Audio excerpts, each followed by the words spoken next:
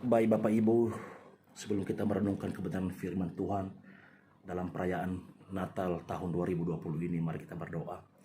Bapa Surgawi, Bapa yang kami kenali dalam nama Yesus, kami bersyukur atas kasih kemurahan dalam kehidupan kami. Engkau terus bersama dengan kami. Saat ini kami mau belajar akan kebenaran firman terkait dengan kelahiran-Mu di dunia ini. Oleh karena itu, urapi kami pribadi lepas pribadi. Tenangkan hati dan pikiran kami agar kami dapat menikmati firman, sehingga kami kelak menjadi pelaku-pelaku akan kebenaran firman. Berikan kami kekuatan, berikan hamba-Mu hikmat, agar hamba dapat memaparkan firman kepada seluruh umat. Dalam nama Yesus kami berdoa. Amin. Bapak Ibu yang menjadi renungan kita pada hari ini dalam rangka perayaan Natal tahun 2021, saya ambil dari Injil Matius pasal 1 ayat 18 hingga 25. Beginilah firman Tuhan. Kelahiran Yesus Kristus adalah seperti berikut. Pada waktu Maria ibunya bertunangan dengan Yusuf, ternyata ia mengandung dari Roh Kudus sebelum mereka hidup sebagai suami istri. Karena Yusuf suaminya seorang yang tulus hati dan tidak mau mencemarkan nama istrinya di muka umum, yang bermaksud menceraikannya dengan diam-diam. Tapi ketika ia mempertimbangkan maksud itu, malaikat Tuhan nampak kepada Yusuf dalam mimpi dan berkata, "Yusuf anak Daud, janganlah engkau takut mengambil Maria sebagai istrimu, sebab anak yang di dalam kandungannya adalah dari Roh Kudus. Ia akan melahirkan anak laki-laki dan engkau akan menamakan dia Yesus, karena dialah yang akan menyelamatkan umatnya dari dosa mereka." Hal itu terjadi supaya genaplah yang difirmankan Tuhan oleh Nabi. Sesungguhnya anak darah itu akan mengandung dan melahirkan seorang anak laki-laki, dan mereka akan menamakan dia Immanuel, yang berarti Allah menyertai kita. Sesudah bangun dari tidurnya, Yusuf berbuat seperti yang diperintahkan malaikat Tuhan itu kepadanya, dan mengambil Maria sebagai istrinya, tetapi tidak bersetubuh dengan dia sampai dia melahirkan anaknya laki-laki, dan Yusuf menamakan dia Yesus. Bapak Ibu, salam sejahtera untuk kita semua dalam rangka perayaan Natal tahun 2020 ini. Salam. Yang menjadi tema kita Bapak Ibu dan saudara sekalian yang saya kasih dalam Kristus Yesus adalah mereka akan menamakan dia Immanuel. Dengan subtema, sekalipun segala sesuatunya mengecewakan, Tuhan kita Yesus Kristus tidak pernah mengecewakan. Tema dan subtema Natal kita kali ini sangat relevan dengan kondisi dan situasi kita saat ini. Mengapa? Kita merayakan Natal dalam suasana prihatin karena wabah pandemi COVID-19 sedang melanda seluruh dunia, bahkan Indonesia dan termasuk kita di Kepulauan Nias. Virus ini yang kita tidak tahu bagaimana bentuk dan wujudnya telah merubah berbagai tatanan kehidupan, tatanan sendi-sendi kehidupan manusia. Banyak keluarga berduka karena kehilangan sanak saudara. Banyak pula yang kehilangan pekerjaan. Anak-anak yang harus belajar di rumah terpaksa kehilangan kesempatan bergaul dengan teman-teman sebaya.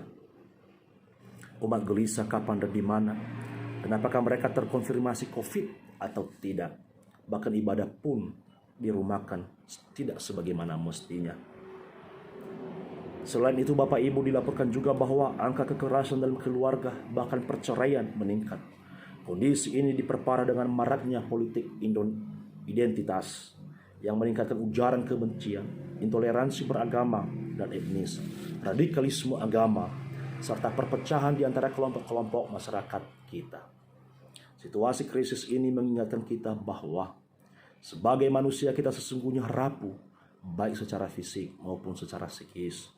Kita dengan mudah bisa terjebak dalam keputusasaan akibat beratnya beban kehidupan yang harus kita kelola. Tubuh kita dengan mudah bisa sakit akibat terinfeksi virus. Bahkan kita bisa meninggal seketika hanya karena sebuah kelalaian kecil. Keganasan virus ini juga menegaskan bahwa kita semua sama sebagai manusia. Sekalipun profesi kita berbeda, suku kita berbeda, agama kita berbeda, pendidikan kita pun berbeda, jabatan kita berbeda, jenis kelamin kita berbeda. COVID-19 mengingatkan kita bahwa kita semua bisa diserangnya, dan karenanya kita saling membutuhkan satu dengan yang lain. Selain Bapak Ibu, selain itu, Mungkin banyak di antara kita yang kecewa menjalani kehidupan di tahun ini. Kita kecewa karena apa yang hendak kita rencanakan, kita programkan tidak tercapai. Masalah ekonomi, keluarga yang turun drastis. Mungkin juga ada pasangan suami istri saling kecewa satu dengan yang lain. Mungkin istri kecewa terhadap suami karena suami tidak peduli dengan keluarga. Sang suami sibuk dengan pekerjaannya dan tidak mengasihi keluarganya. Atau sebaliknya, suami kecewa dengan istrinya karena si istri terlalu boros dalam pengelolaan keluarga, keuangan keluarga, beli sana, beli sini, dengan berbagai macam mode Prancis, mode Gonjes, mode Hong Kong, Bayi Fataria, mode Laula. Sehingga keharmonisan dalam keluarga hilang. Atau juga bapak ibu banyak yang kecewa antara atasan dan bawahan. Bawahan kecewa, patah hati dengan atasan sebab atasan terlalu arogan, terlalu otoriter dan tidak mau berbagi. Henia fefulal haleu, henia hege, bahenia gigio. Dan atau sebaliknya, atasan kecewa dengan bawahan karena bawahan tidak fokus dan atau malas dalam tugas tanggung jawab. Bahkan yang ada hanyalah kata bersungut-sungut. Mungkin juga di antara kita ada yang kecewa karena ditinggalkan oleh sahabat. Kita difitnah, kita dibully, atau kita dianggap tidak berbuat apa-apa dalam pekerjaan kita meskipun kita sudah berbuat sedaya mampu. Mungkin kita kecewa dengan rekan kerja yang sok tahu meskipun tidak tahu, bahkan sok pahlawan, sering disebut pahlawan kesiangan. Saudara-saudara sekalian, yang menjadi pertanyaan dan yang perlu kita renungkan bersama adalah mengapa kita masih berdiri kokoh. Satu hal yang membuat kita tetap berdiri teguh di tengah badai dan kekecewaan ini adalah karena kita yakin bahwa hanya Allah saja sumber pertolongan kita. Sebagai umat percaya kita menderita sama seperti yang dialami oleh orang lainnya. Namun kita menjalannya dengan damai di dalam keyakinan bahwa Allah surgawi berjalan bersama kita untuk menghadapinya. Allah tidak membiarkan kita dikuasai oleh roh ketakutan, tapi oleh kekuatan cinta yang memampukan kita mengontrol hidup kita dan menghadapi situasi yang sulit ini dengan keyakinan dan kedamaian sepenuhnya. Saudara-saudara terkasih dalam Yesus Kristus, Natal merupakan salah satu hari raya orang Kristen yang rutin kita selenggarakan setiap tahun. Sekalipun sebenarnya perayaan Natal tidak hanya sekedar perayaan, karena ada makna yang jauh lebih substansial dan urgen apabila dibanding hanya sebuah perayaan saja. Kalau saya bertanya, apa makna Natal bagimu? Pasti akan muncul banyak sekali argumentasi. Bisa saja kita akan memberikan argumentasi bahwa Natal adalah pengorbanan, Natal adalah solidaritas, Natal adalah kesederhanaan, Natal adalah sukacita yang besar, Natal adalah penggenapan, Natal adalah kemenangan, dan lain-lain. Akan tetapi, apapun argumentasi yang kita kemukakan perihal Natal, satu hal yang menjadi kabar gembira bagi seluruh umat manusia dari Natal itu sendiri adalah lahirnya Sang Juru Selamat, atau Tuhan itu telah menjadi manusia. Mengapa pesan ini sangat penting bagi kita? Karena satu-satunya cara untuk menyelesaikan dosa adalah Allah harus menjadi manusia. Dan itu berarti janji keselamatan yang sudah sejak lama dijanjikan oleh Allah, sejak zaman perjanjian lama, sekarang tergenapi dan terrealisasi. Beribu-ribu tahun lamanya manusia dirundung kekhawatiran, kekecewaan, ketakutan, kejahatan karena dosa telah mendistorsi kehidupan manusia. Akan tetapi, sontak diruntuhkan dengan berita lahirnya Sang Juru Selamat yang akan memberikan kelepasan dan kemerdekaan bagi semua umat manusia yang percaya kepadanya. Kita kembali kepada Nas Matius pasal 1 ayat 23 sesuai dengan tema kita saat ini. Ayat ini sebenarnya berisi penggalan perkataan malaikat kepada Yusuf, di mana Yusuf sedang diperhadapkan dengan masalah yang begitu rumit karena tunangannya ternyata telah mengandung. Tapi yang membuat dia gelisah, takut, khawatir, kecewa adalah mengapa Maria bisa mengandung padahal mereka belum melakukan apa-apa. Hana drauga Maria wa fatta'uh lidegu. Kira-kira itulah yang muncul dalam pikiran Yusuf. Akhirnya Yusuf pun berniat menceraikannya diam-diam karena dia tidak ingin mempermalukan tunangannya itu. Dalam situasi ini, Yusuf disebut orang yang tulus hatinya. Akan tetapi karena Maria juga tidak melakukan kesalahan dan tindakan-tindakan yang salah, maka Tuhan pun mengutus malaikatnya atau memberitahukan fakta yang sebenarnya kepada Yusuf dalam mimpi sebelum dia mengambil keputusan yang fatal. Apabila kita melihat perikop Injil Matius pasal 1 ayat 18 hingga ke 25 secara utuh, maka perkataan malaikat itu mulai dari ayat 20 sampai ayat ke-23, yang mana dikelompokkan ke dalam 3 bagian besar, yakni yang pertama, ayat 20 ini bertujuan untuk memberitakan klarifikasi kepada Yusuf tentang Maria yang mengandung dari Roh Kudus. Konfirmasi ini Bapak Ibu penting untuk menenangkan hatinya, sekaligus menghilangkan prasangka yang buruk terhadap Maria. Yang kedua adalah ayat 21, yang bertujuan untuk menegaskan tentang tujuan kelahiran Yesus, yang adalah menyelamatkan manusia dari dosa. Hal ini sesuai dengan makna yang terkandung dalam nama Yesus. Ayat 22 dan ayat ke-23 untuk menegaskan bahwa kelahiran Yesus telah dinubuatkan dalam perjanjian lama, sehingga dengan lahirnya Yesus sebagai manusia, maka itu menggenapi setiap janji-janji Allah. Lalu bagaimana kita memaknai atau memahami tema Natal dalam konteks Injil Matius, sekaligus membuat relevan dengan situasi masa kini? Ungkapan mereka akan menamakannya Immanuel dikutip oleh penulis Injil Matius dari Yesaya pasal 7 ayat 14 yang berkata, sebab itu Tuhan sendiri yang akan memberikan kepadamu suatu pertanda, sesungguhnya seorang perempuan muda mengandung dan akan melahirkan seorang anak laki-laki, dan ia akan menamakan dia Immanuel. Ini merupakan firman yang disampaikan oleh Yesaya tentang Yehuda dan Yerusalem. Pada waktu itu mereka diserang oleh gabungan antara kerajaan Aram dan Israel Utara.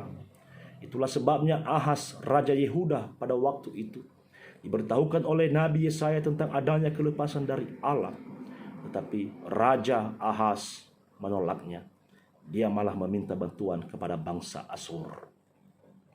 Malaikat Tuhan kembali mengumandangkan ungkapan kelepasan itu pada saat memberitakan tentang kelahiran Yesus, di mana berdasarkan ungkapan itu jelas menunjukkan kepada kita bahwa nubuat yang dulu pernah disampaikan oleh Yesaya ternyata tergenapi dalam kelahiran Yesus, karena dia Immanuel.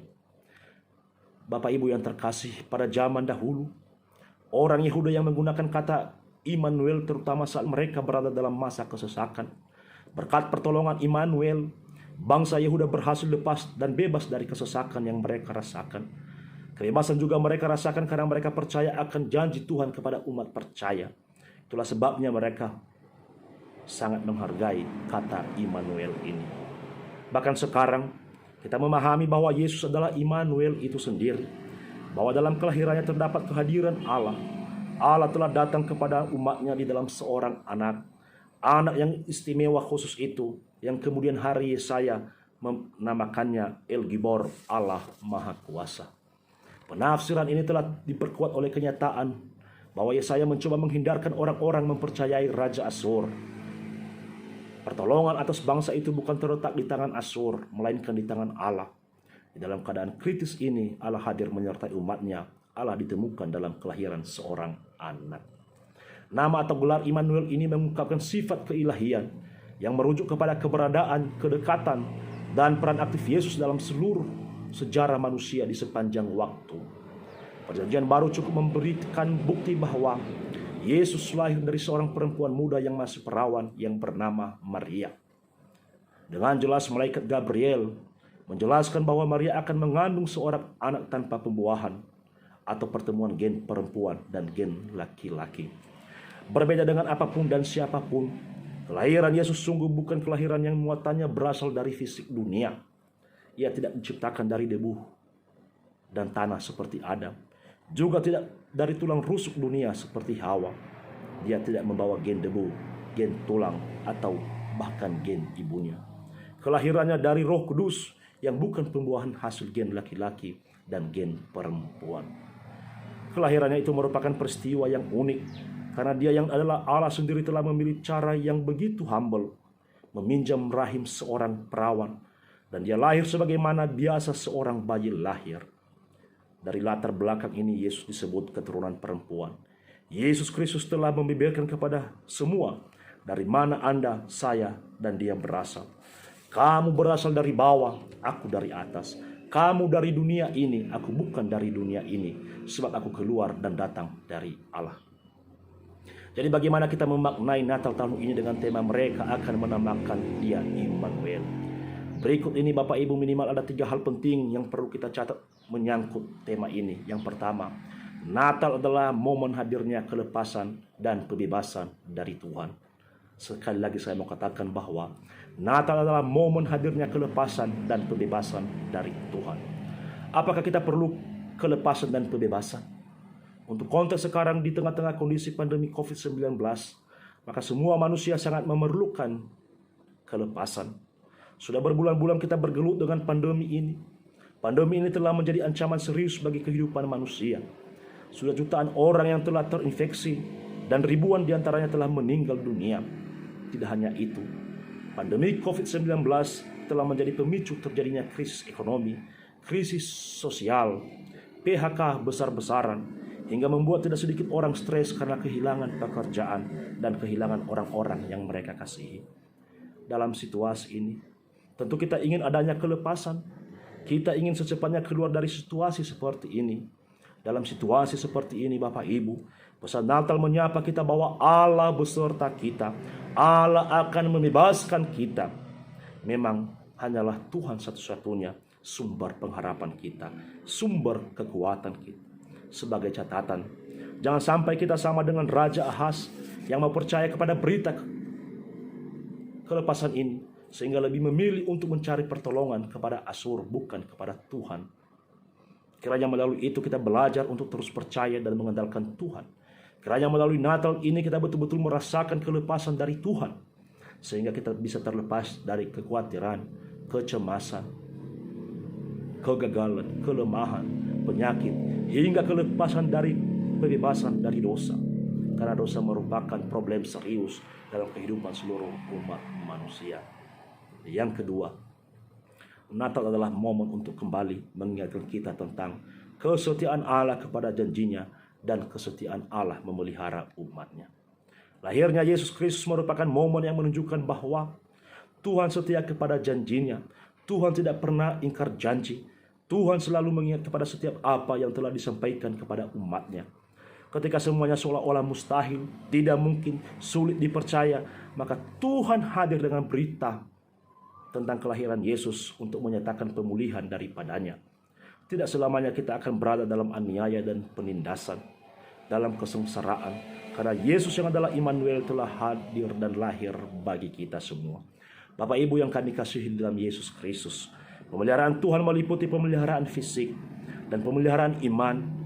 Kelahiran Yesus menjadi bukti bahwa Tuhan adalah Allah yang setia dan Allah yang terus memelihara kita secara fisik, menjauhkan dan menyembuhkan dari sakit penyakit, dan juga memelihara iman, di mana Tuhan tidak membiarkan kita kehilangan persekutuan karena dijaminkan di dalam pribadi dan karya anaknya, yaitu Tuhan Yesus Kristus. Yang terakhir, ketiga adalah Natal adalah momen untuk menyadari bahwa kita tidak sendiri menghadapi segala persoalan, tetapi Allah bersama-sama dengan kita. Sekali lagi saya bacakan. Natal adalah momen untuk menyadari bahwa kita tidak sendiri menghadapi segala persoalan, tetapi Allah bersama-sama dengan kita. Pada umumnya manusia selalu menganggap Allah itu transenden, yakni jauh dan tidak berkaitan sama sekali dengan kehidupan manusia. Akan tetapi, anggapan itu kemudian gugur dalam peristiwa Natal. Karena melalui Natal, Allah yang transenden menjadi imanen atau dekat dan hadir dalam setiap kehidupan dan pergumulan manusia. Dia pun turut merasakan dan mengalami penderitaan yang kita alami. Lahirnya Yesus Kristus menjadi sebuah berita besar dan berita penghiburan bagi kita bahwa Allah telah dekat dan telah hadir dalam kehidupan kita. Maka kita tidak seorang diri lagi dalam menghadapi persoalan hidup ini, karena Allah telah hadir dan bersama-sama dengan kita, karena Dia adalah Allah yang Immanuel. Selamat Natal bagi kita semua. Allah yang Immanuel itu selalu memberikan kita kekuatan dan pengharapan menjalani kehidupan di tengah-tengah pandemi COVID-19, bahkan juga aniaya dan penolakan dari dunia. Selamat Natal untuk semua dan selamat menyongsong tahun baru 1 Januari 2021. Kita berdoa. Bapa Surgawi, terima kasih untuk kebenaran firman-Mu. Engkau mengingatkan kami bahwa Allah beserta kami. Meskipun persoalan, ketakutan, kecemasan yang terus kami hadapi, beban hidup ini berat, namun semuanya itu gugur sebab Allah telah beserta dengan kami. Kuatkan hati dan teguhkanlah iman kami, agar kami terus berakar, bertumbuh, dan berbuah di dalam Kristus Yesus. Allah beserta kami, di dalam nama-Mu kami berdoa. Amin. Terima kasih untuk Bapak Ibu, salam sejahtera untuk kita semua. Salam.